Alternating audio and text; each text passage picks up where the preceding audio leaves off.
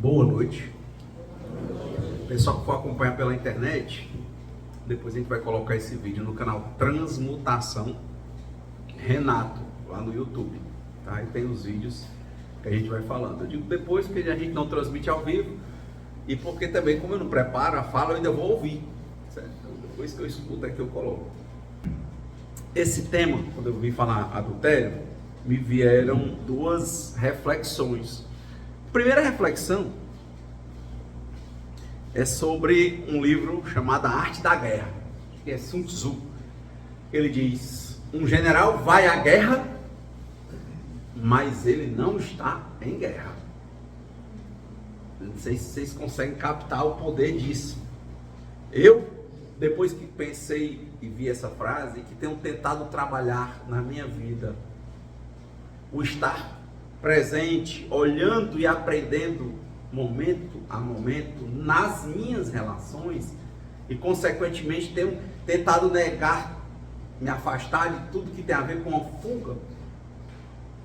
E quando sinto a vontade de fugir por qualquer tipo de subterfúgio, eu tento parar para compreender por que eu estou fugindo, né? Então, eu tenho percebido muitas vezes que comumente, mesmo que eu não esteja indo para a guerra, eu estou muitas vezes em guerra. E são essas guerras internas que me levam a vários subterfúgios de fuga. Entrando por essa mesma linha, quando fala de adultério,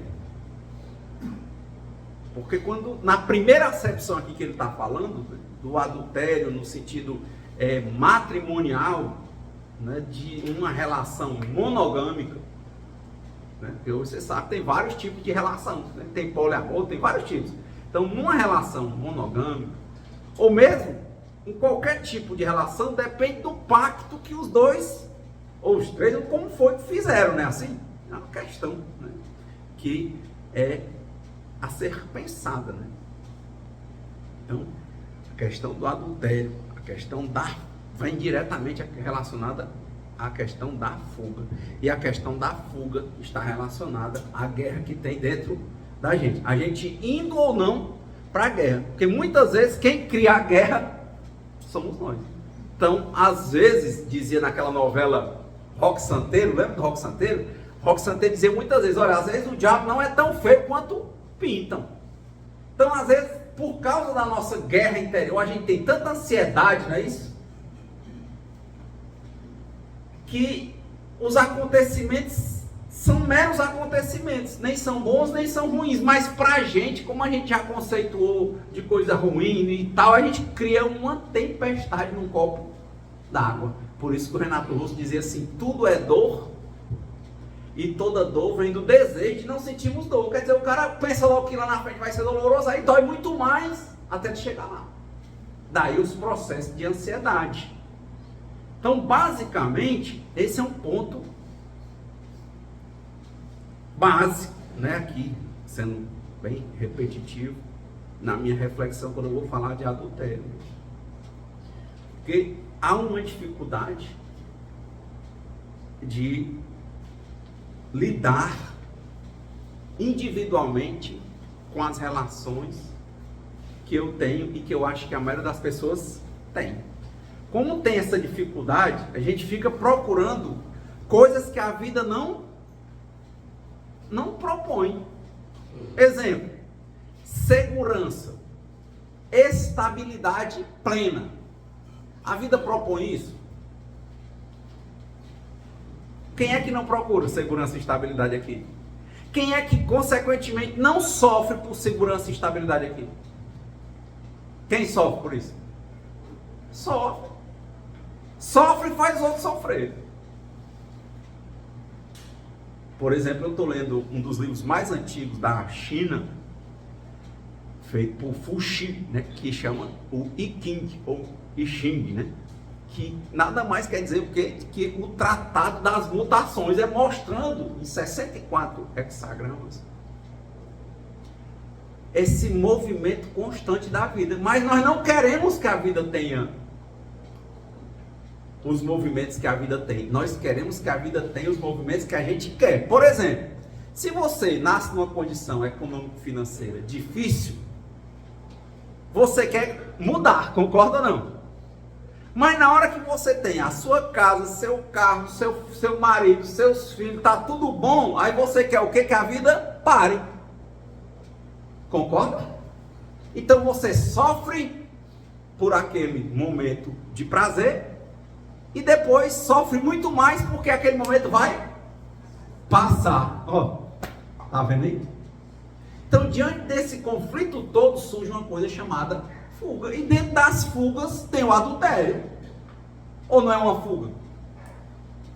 Você achar, você sentir um vazio porque você não se amava. Não é isso? Se não se amava, não cumpriu o segundo mandamento, amar ao próximo como assim mesmo. Você achava que para se sentir amado, você tinha que se sentir amado por alguém. Aí você começa a procurar uma alma gêmea, um complemento, um preenchimento que te vai dar, como o pobre procura na riqueza, vai te dar o que? Estabilidade, concorda? Aí começa a se esforçar por isso.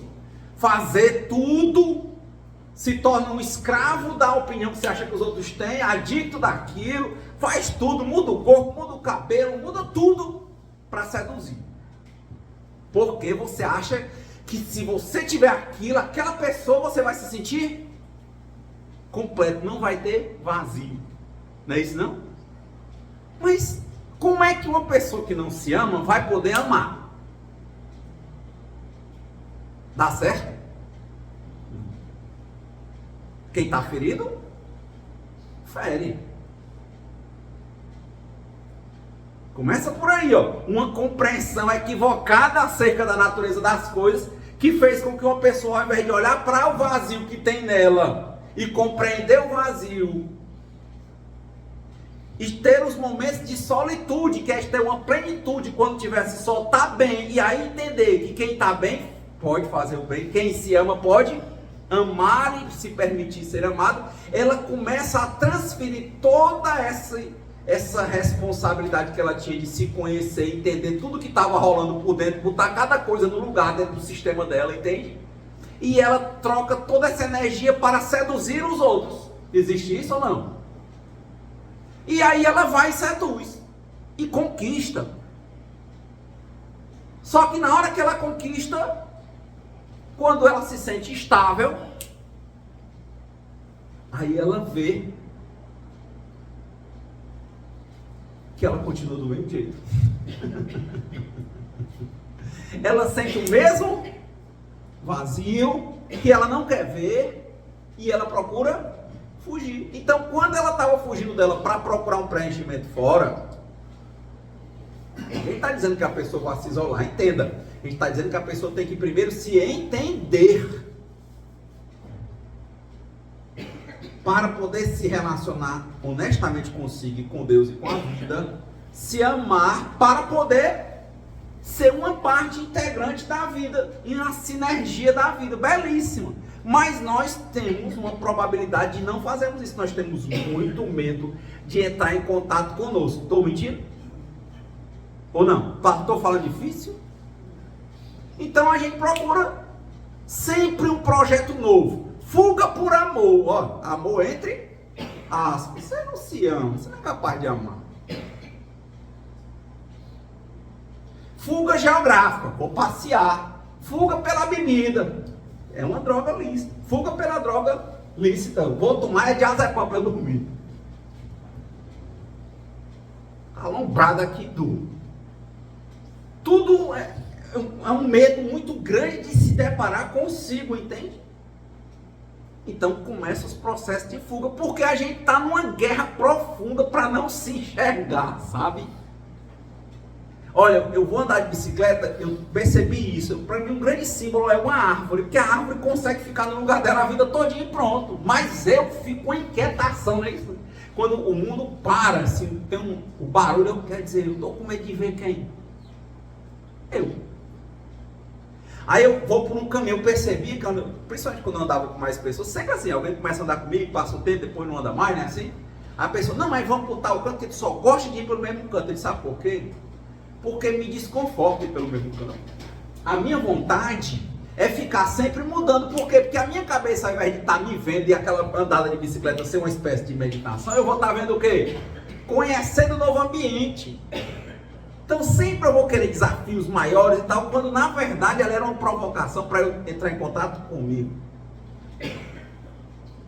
Vocês já estão compreendendo? O raciocínio não está focado no adultério, mas por que a nossa mente leva a gente ao pensamento de adultério ou ao adultério?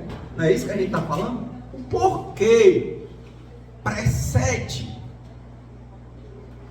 o adultério. Ou seja, se a gente ver e depois compreender por quê, o que há, provavelmente essa outra fase não vai existir. Não vai. O problema é que a gente quer sempre transferir a responsabilidade. Olha, porque o adultério, é porque isso. Porque você já tem um conceito, um preconceito sobre adultério.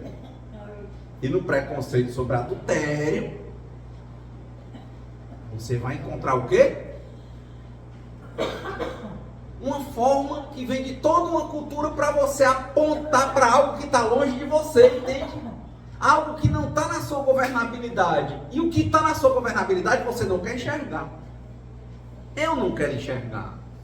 Mas o exercício da reforma íntima parte por entender o problema íntimo. Porque se eu não tenho um problema íntimo, como é que eu vou achar alguma solução do teu problema?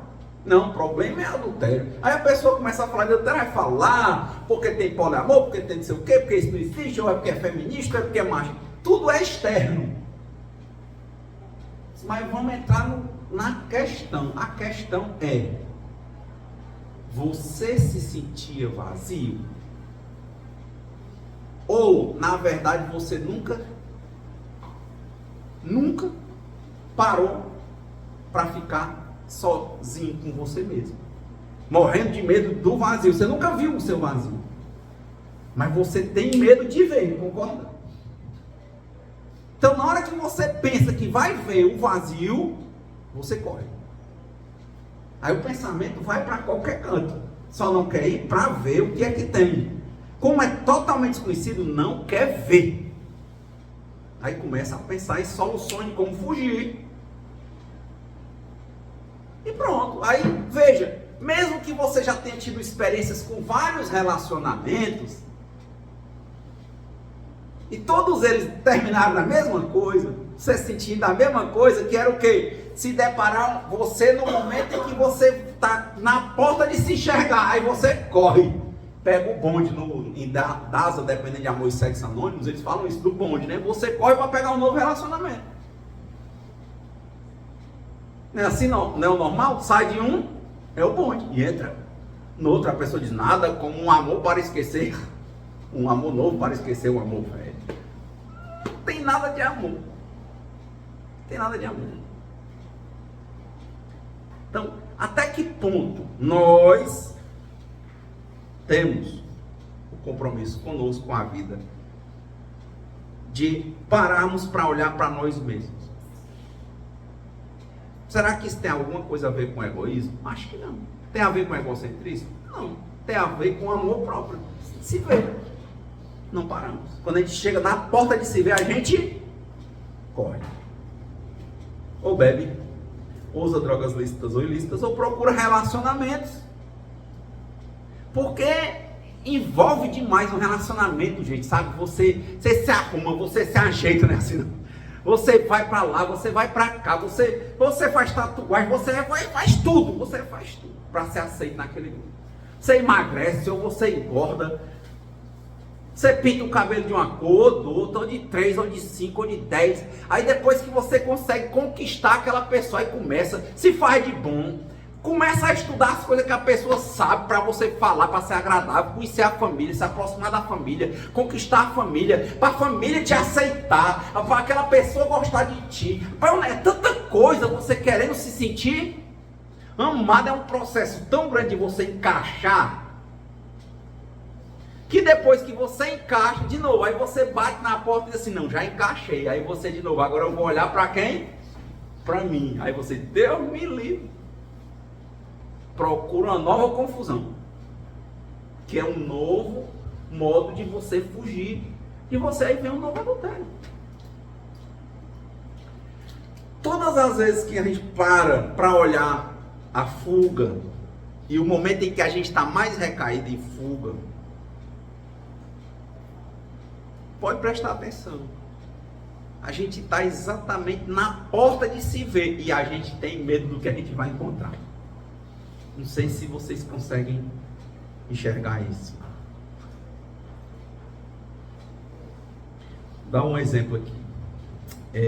Tem uns grupos que usam os 12 passos de Anônimos para casais. Algumas igrejas evangélicas pediram emprestado, principalmente nos Estados Unidos, pediram emprestado aos alcoólicos anônimos os 12 passos de Anônimos. E criaram uma coisa similar com os 12 passos, chamada Celebrando a Restauração. Por exemplo, a Igreja Batista Central, toda segunda-feira à noite, trata Celebrando a Restauração. Tem várias adicções e tem Celebrando a Restauração casais. Então, quando você vai para 2 ligados a relacionamentos, que é o de casais, ou o dependente de amor e sexo, amor entre aspas, eles falam, por exemplo, de uma coisa, eu nunca tinha visto falar, mas é interessante, né? Sobre segundo olhar. O que é o segundo olhar? A pessoa passa e você olha no olho, concorda? Aí aqui no Ceará, depois que a pessoa tira o olho de você, você passa os panos. Aí o pessoal sabe o que é segundo olhar. Eu não sabia que o nome era esse.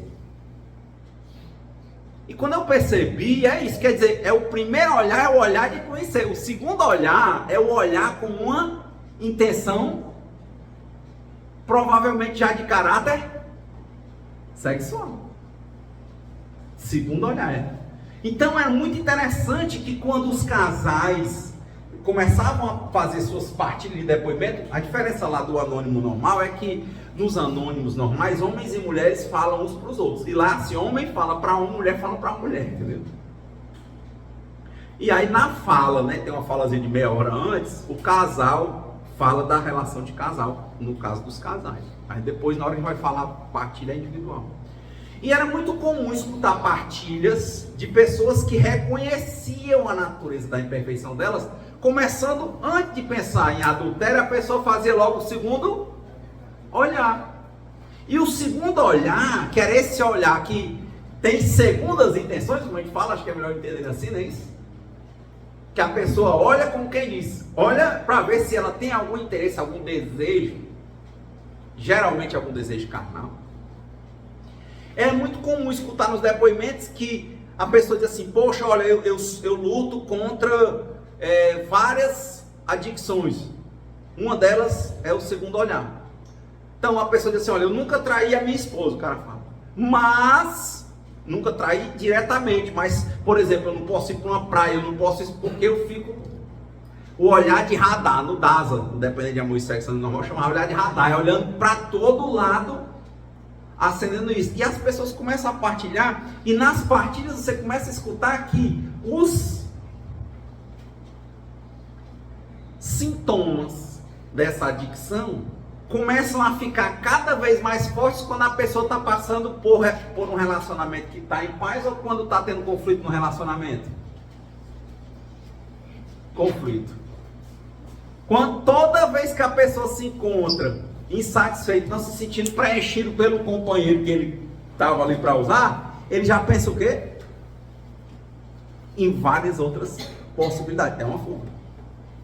Então, a temática do relacionamento, a temática do segundo olhar, ela é interessante. Porque antes de algo acontecer no mundo material, a pessoa que se enxerga com a cabeça querendo fugir por uma ilusão. Qual é a ilusão? Que ao invés dela olhar para ela, se entender, se relacionar com ela, ver o que é que tem, o que é o vazio. Tem gente que diz assim, eu sinto um vazio tão grande. Quem já ouviu falar para lá isso? Mas na verdade, poucas pessoas tiveram contato com o próprio vazio, entende? Porque na hora que chega na porta, a pessoa pega voltando. Poucas pessoas. Não sei se vocês conseguem entender isso.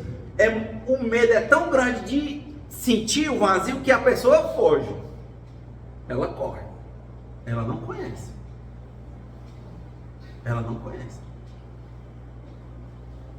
Então, antes da coisa se materializar num adultério, o pessoal começa a dar depoimento de segundo olhar de radar. A pessoa se vê olhando para o corpo de outra e imaginando coisas. E elas começam a perceber que aquilo ali acontece principalmente quando o relacionamento está passando por alguma dificuldade. Quando você escuta os casais, aí você começa a perceber como os relacionamentos têm dificuldade. Por quê? Muitas vezes, aquela pessoa que não se relaciona com ela, procurou o outro para se sentir preenchido, não é isso? Ela não consegue ter uma relação, ela vive um compromisso, mas ela não tem uma relação. Existe uma grande barreira invisível entre os dois, e às vezes ali é como um episódio da Caverna do Dragão. Aquele compromisso se torna uma prisão sem muros. Por que é uma prisão? Porque de novo a pessoa se comprometeu a não sair. Por que ela deu essa palavra? Porque ela achava que ali ela ia se sentir preenchida com o outro, mas não funciona assim. Ela tem que se sentir primeiro preenchida com ela, sem querer se isolar, se amar, se relacionar com ela, conversar com ela, entender o que é que está se passando com ela, o que é o vazio dela. Se ela entra e vê, a partir do momento que ela tem a facilidade de enxergar nela o que ela chama de qualidades e o que ela também chama de defeitos, ela começa a ver aquilo: inveja, cobiça, preguiça, ira, aos crimes capitais, né? Os pecados capitais. E ela começa a lidar com aquilo, ela dialoga com ela, se relaciona com Deus. É uma pessoa que vai tendo uma mente cada vez mais aberta, porque quando ela vê uma inveja, ela diz: isso aqui, inveja é ruim. Não, ela diz: olha, eu estou com inveja. E conversa com ela. Veja que é uma pessoa que já vai tendo uma habilidade de dialogar assuntos que são os assuntos mais importantes da vida. É o que está acontecendo dentro dela, que está levando ela a ficar em guerra. E ao invés de fugir, ela começa a se relacionar com ela, e ao se relacionar, ela começa a se amar. E aí ela começa a encontrar nos outros pessoas como ela, e vai gostar de se relacionar, porque quem aprendeu gosta de partilhar o que aprendeu. Então a probabilidade dela, do mesmo jeito que ela conversa com ela, se relaciona bem com ela, se relacionar bem com outra pessoa e falar abertamente sobre o que ela pensa, o que ela sente, porque ela começa a ver o que ela pensa, o que ela sente, ela vai provavelmente ter com outra pessoa, concorda? Não é assim o costume de casa? Vai à praça. Qual é o costume da casa que eu estou dizendo? De você se ver e conversar com você. Você conversa com você, sinceramente? Você vê a sua inveja? Você entra na porta do vazio que você está com medo de ter? Ou você, na hora que está se sentindo assim, você faz igual o leão da montanha, sai pela esquerda? Se você se nega a enxergar você próprio, de ver você próprio, de você conversar com você próprio, eu acho que aí você já está começando a cometer o primeiro adultério. Adultério com quem? Com você mesmo. Você está se enganando para pegar o bonde da fuga de que você vai entrar no novo relacionamento e que vai te dar a resposta. Não vai. Então, como é que você não é honesto com você e vai ter a capacidade de ser honesto com o outro? Tá vendo? Você mente para você. Você não permite que certas coisas aconteçam. Então lá, você não permite ideologicamente, porque na verdade você não consegue impedir.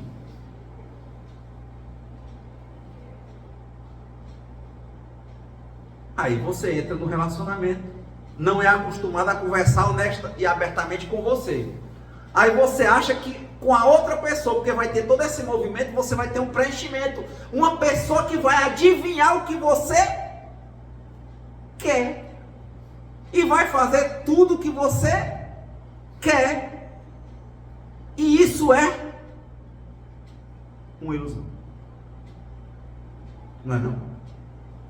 Você lê um livro muito bom que eu achei, era As 5 Linguagens do Amor. Não sei se vocês já leram esse livro, do Chapman. E ele é um terapeuta americano, muito conhecido, é um livro muito lido no mundo inteiro. E ele falava isso, que normalmente os relacionamentos duram em torno de 2 anos, a maioria. Ele disse que uma paixão, ele definiu assim, uma paixão dura até 2 anos. Ele disse, uma paixão é quando é assim, meio doente, patológico. Alguém no relacionamento está tão carente, querendo ser aceito, não é assim? Que faz tudo, diz sempre sim. Então sempre tem um alfa, né? O macho alfa ou a fêmea alfa. Aquela que fica dizendo, nós vamos para tal canto, vamos fazer não sei o quê. E tem um outro que faz tudo, não tem isso, né? Um que é o mandão e o outro que obedece. Ou ele nunca diz não. Ele diz, isso aí dura até 2 anos. A maioria das entrevistas que eu fiz, diz o professor Chapman, dura até 2 anos. Por que quando 2 anos aquilo vai parando? Ele diz, porque uma hora ele diz assim, ei, vamos para a festa hoje. Aí aquela que estava há 2 anos sempre dizendo, sim, mesmo não gostando, ele diz assim, hoje eu estou cansado. Aí ele diz assim, você mudou muito, eu não mudei. Aí começa. Mas já está com 2 anos empregado, aí o cara fica com medo de tentar arrumar outra coisa e não dá certo, aí vai criando parede. Conversar mesmo entre os dois, 0. Mas não há conversa entre os dois porque em cada um não há uma conversa aberta com eles próprios. Não, é um fugindo por tudo e o outro também. Aí muitas vezes um elemento fantástico de fugir é sexo. Não. Porque tem um contato e tem um prazer hormonal fortíssimo. Então às vezes termina em silêncio, acaba em sexo e no outro dia está tudo do mesmo jeito. E aí? Resolve. Se você tem um problema, aí você foge do problema, não olha para o problema, não tenta resolver o problema. O que vai acontecer amanhã? Vai ter solução de problema? Ele só vai aumentar. A solução do problema é não fugir dele, tentar compreender e resolver. Mas a gente faz isso? Não. Então começando a entender a origem do adultério, porque na minha compreensão, adultério em si é só mais uma fuga.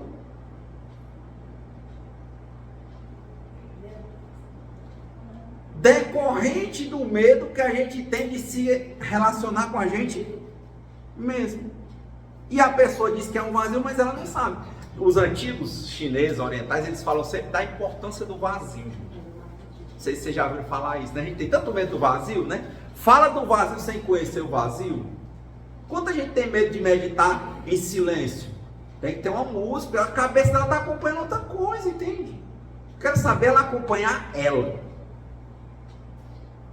E mesmo ela acompanhando ela, não quer dizer que ela está só não, porque ela está cheia de preconceito na cabeça, então ela não está só. Não é fácil não ficar só. Fisicamente é fácil ficar só, mas tá só, sem tá um monte de ideia buzinando na cabeça da gente, que é a ideia dos outros, não é fácil. Então, essa discussão do se amar, do se ver, do vazio, como eu disse, os orientais dizem assim, olha, por exemplo, quando você lê o Tao Te Ching, ele diz assim, olha, a carroça, ela leva mais coisa, é poderosa, é importante, não para o homem. Mas toda a força da carroça está na roda, não é assim? Mas a roda é um conjunto é um círculo com uns raios e no meio tem um espaço vazio, onde entra o eixo que faz a roda rodar. Se não tivesse aquele espaço vazio, não dava para a roda rodar, concorda?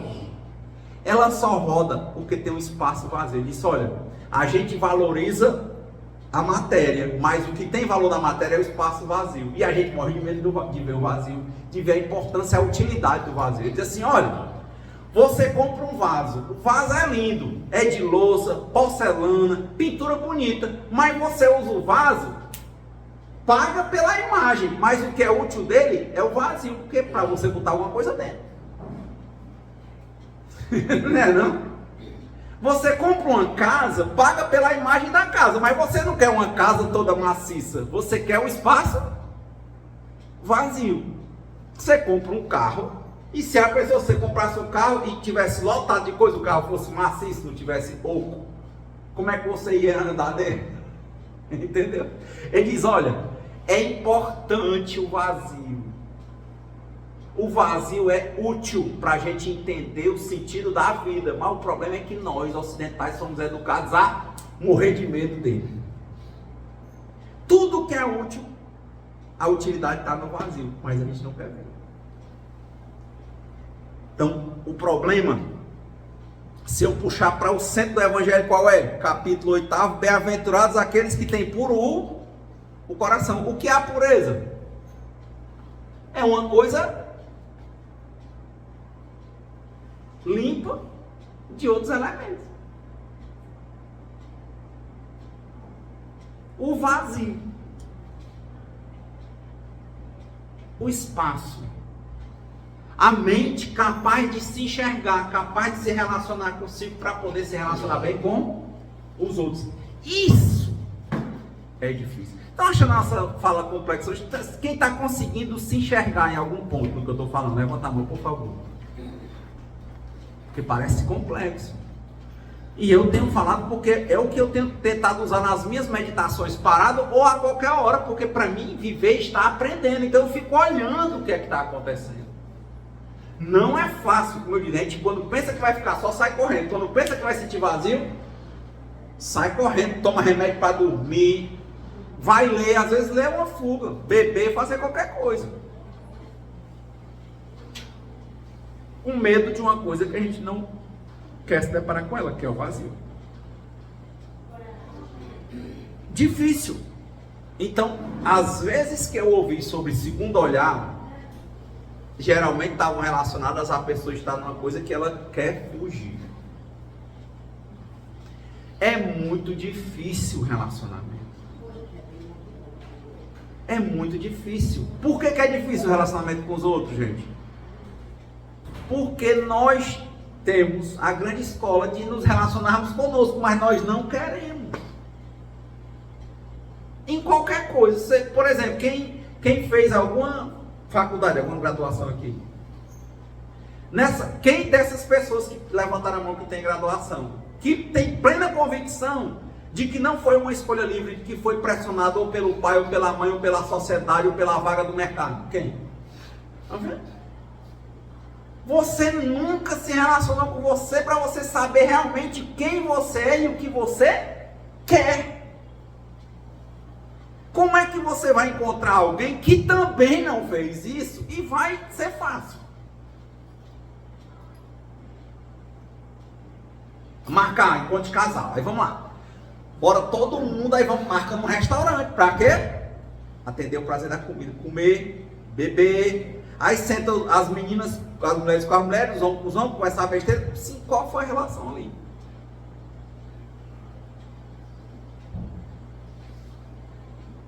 E é impressionante como quando nós nos relacionamos conosco e nos relacionamos com as pessoas abertamente, nós nos sentimos muito bem, mas não fazemos. Olha como eu disse, como é difícil ficar só. A pessoa quando diz assim, rapaz, pô, eu vou falar abertamente com a minha esposa, ou vou falar abertamente com minha amiga, aí começa, na hora que diz assim, aí já vem um pensamento, vixe, mas o que é que ele vai pensar disso? O que é que ela vai pensar daquilo?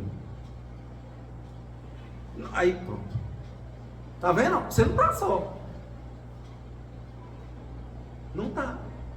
Então, Por isso que eu estou falando aqui, quando a gente abre o Evangelho, pecado por pensamento, está batendo agora?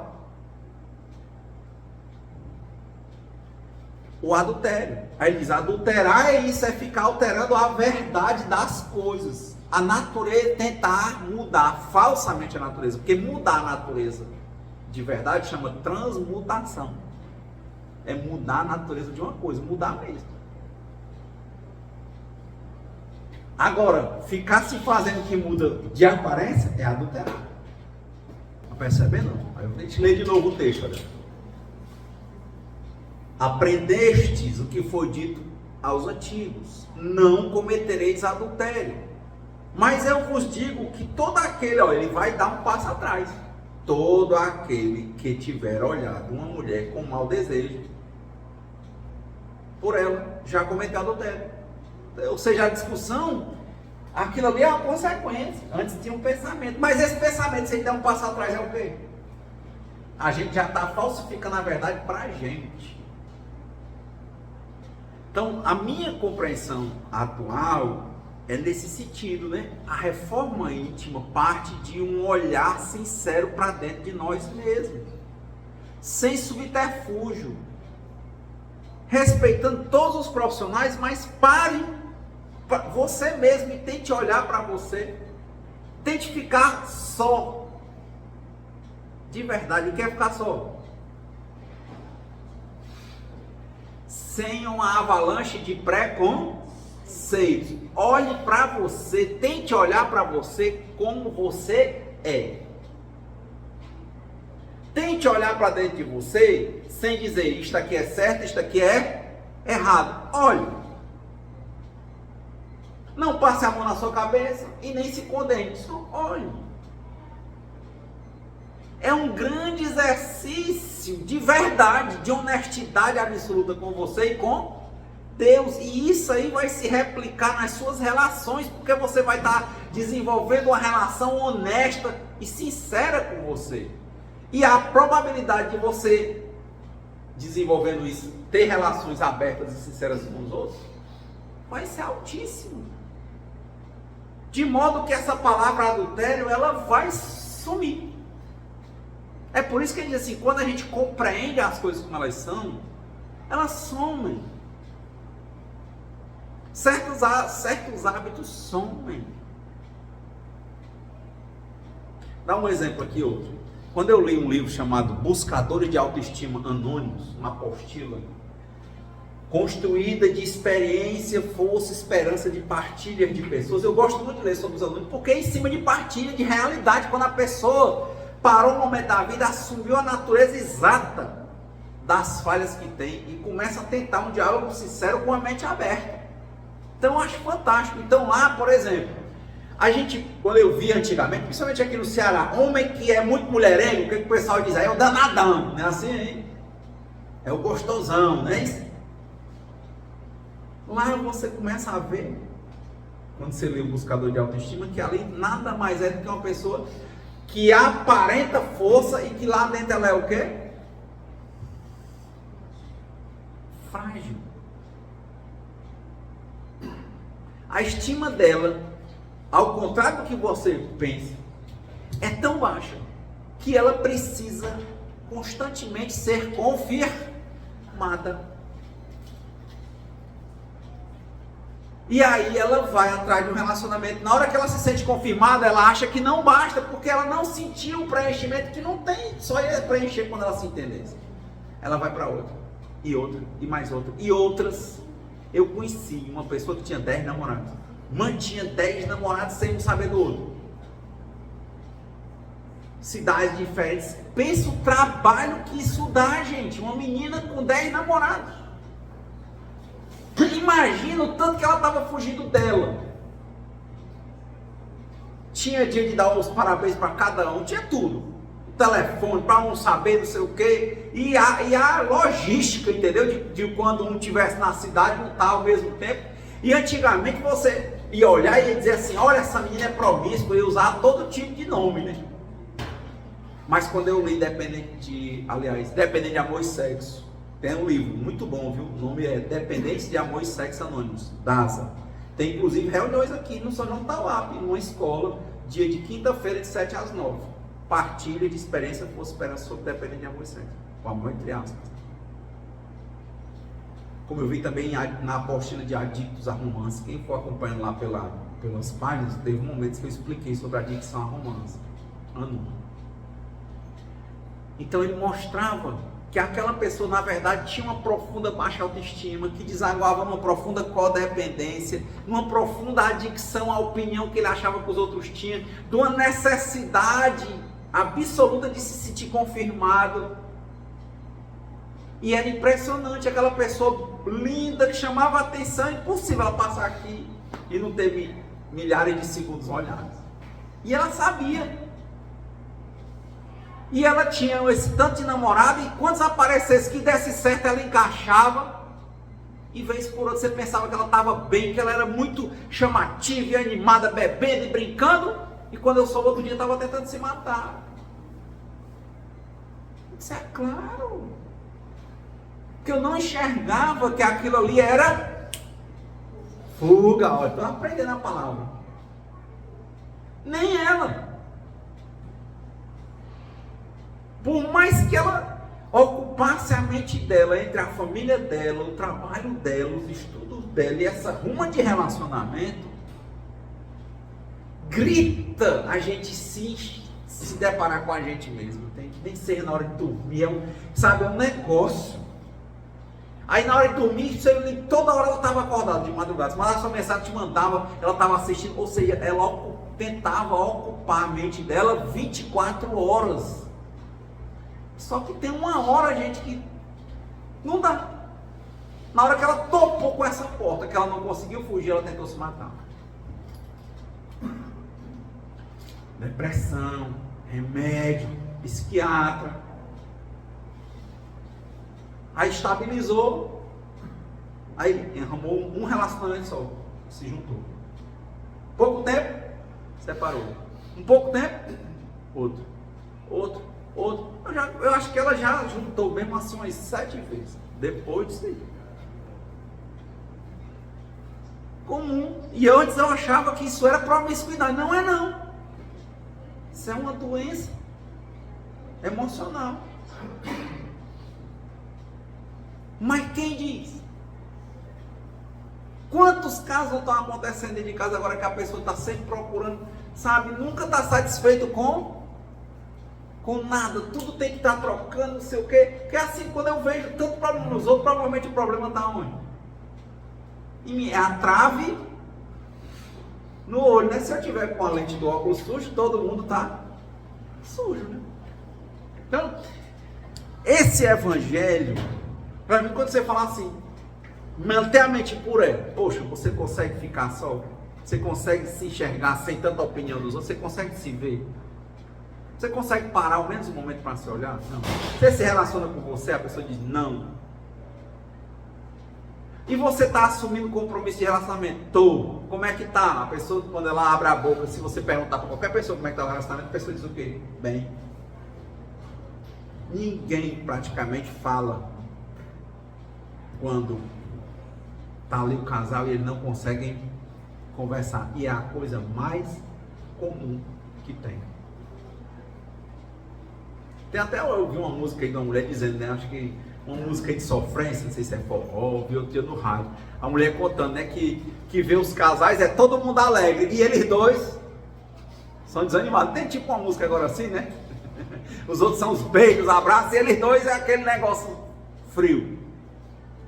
Aí a gente começa a pensar, poxa, será que esses outros estão felizes mesmo? Ou será que é nesse momento em que um está dizendo tudo e o outro dizendo amém?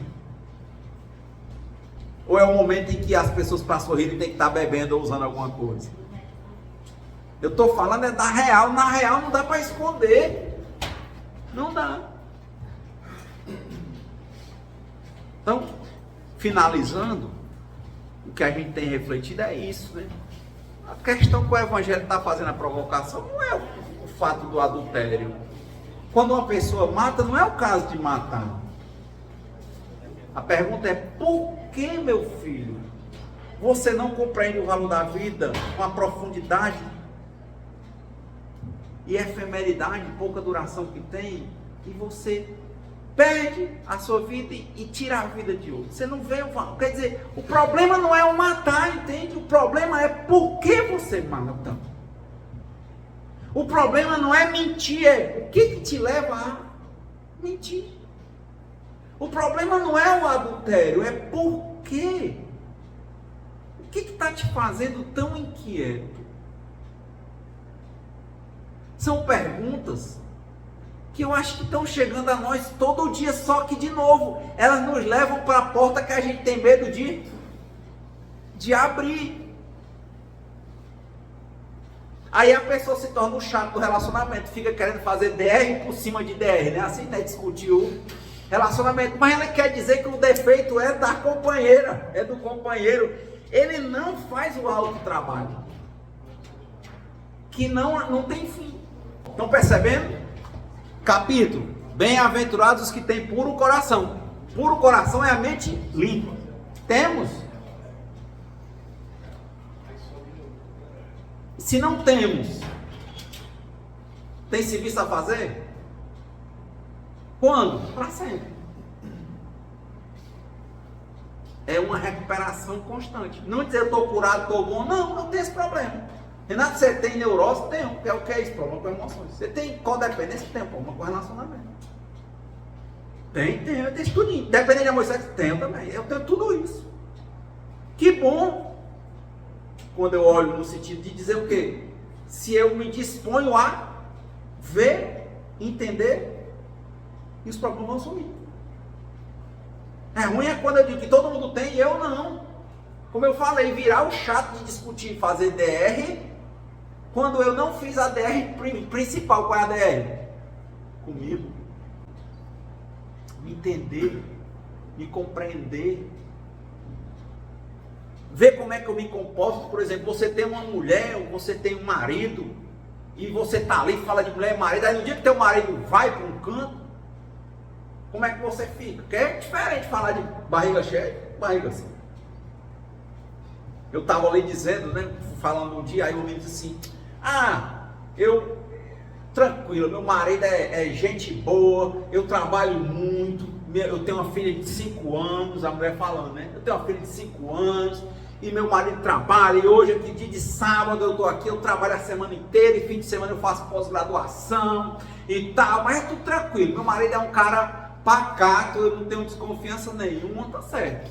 Eu disse: pois se tu já pensou, se você ligasse para casa agora, para falar com a sua filha, e a sua filha dissesse: não, mamãe, se preocupe não, pode ficar aí na aula, que uma melhor amiga do papai está aqui me cuidando de mim, fazendo tudo. Ela vem agora, passa o dia todo aqui, tudo é sua. O quê?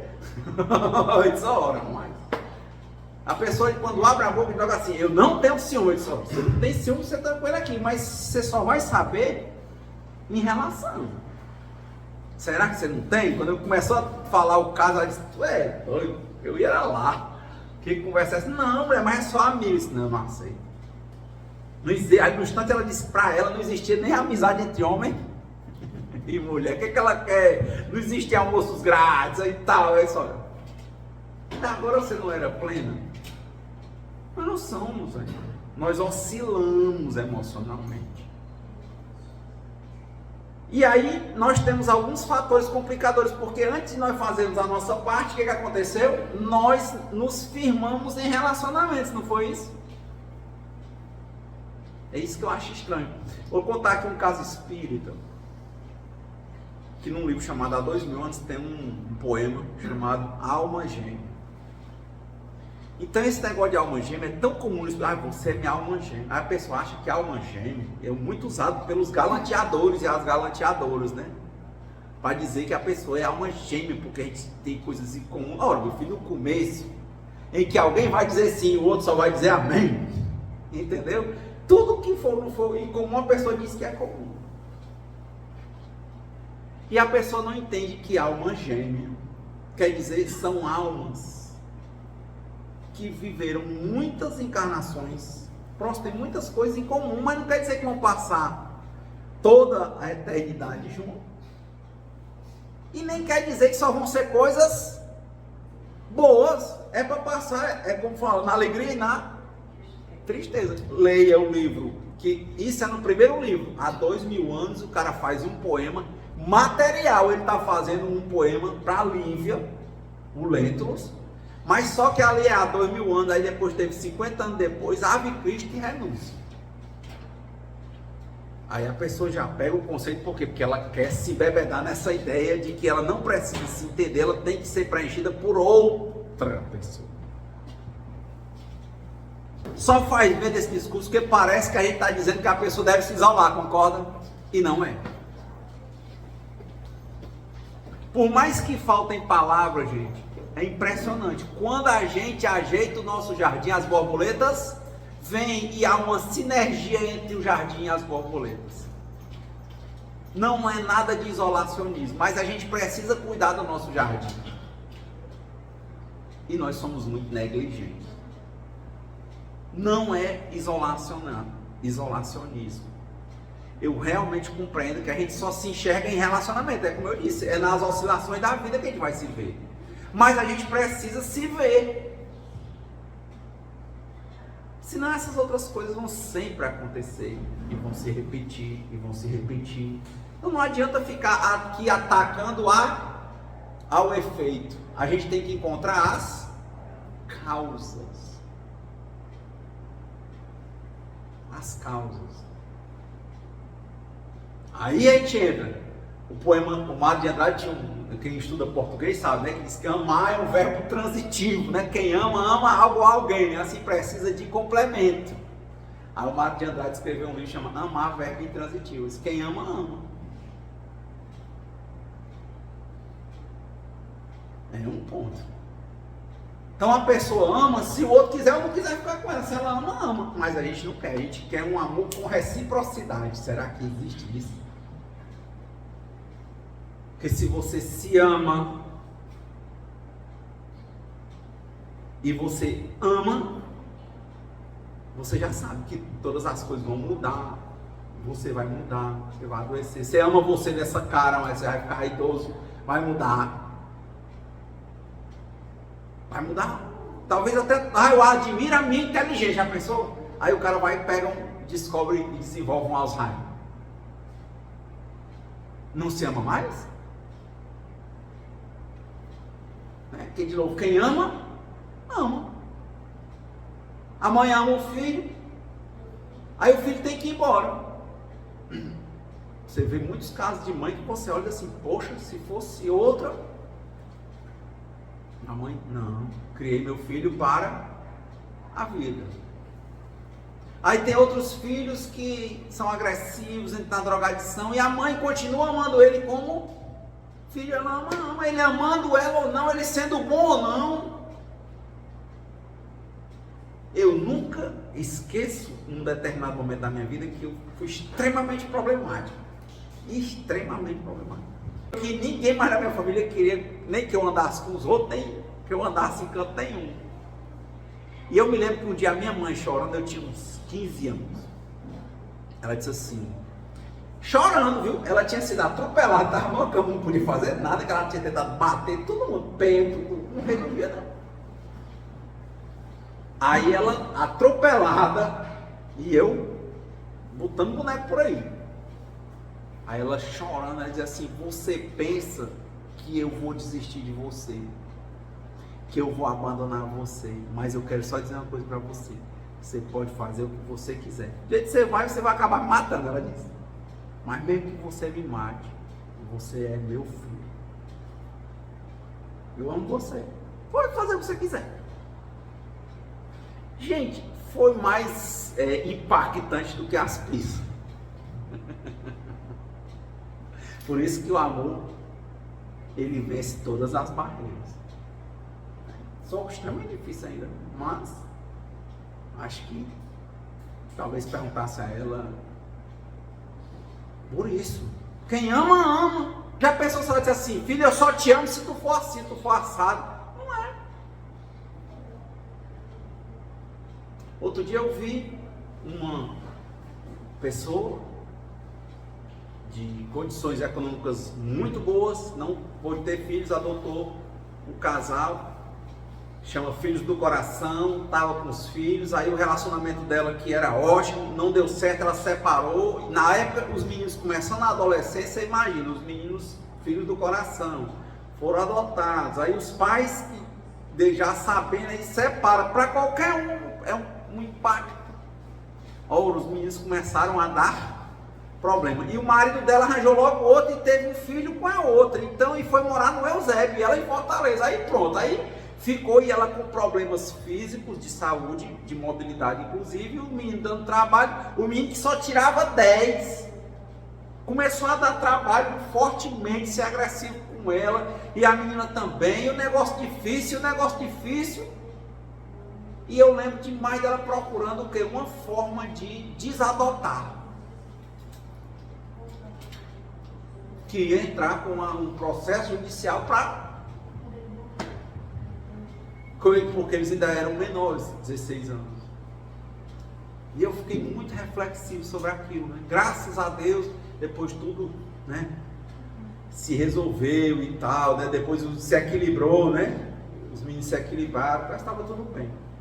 Mas eu me lembro demais dela dizendo: olha, não dá, o pai não quer, eu não tenho condições e tal. Então a solução, quero mandar ele para uma internação, uma coisa, não quer. Então eu vou fazer o seguinte, eu vou desadotar e entregar ele para o Estado.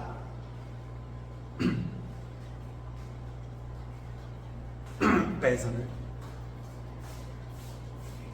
A reflexão. Que Deus nos conceda a serenidade necessária para aceitarmos as coisas que nós não podemos modificar. Coragem para mudar aquelas que podemos. E sabedoria para reconhecer a diferença. E que seja feita a vontade de Deus, e não a nossa. Muita paz e boa semana.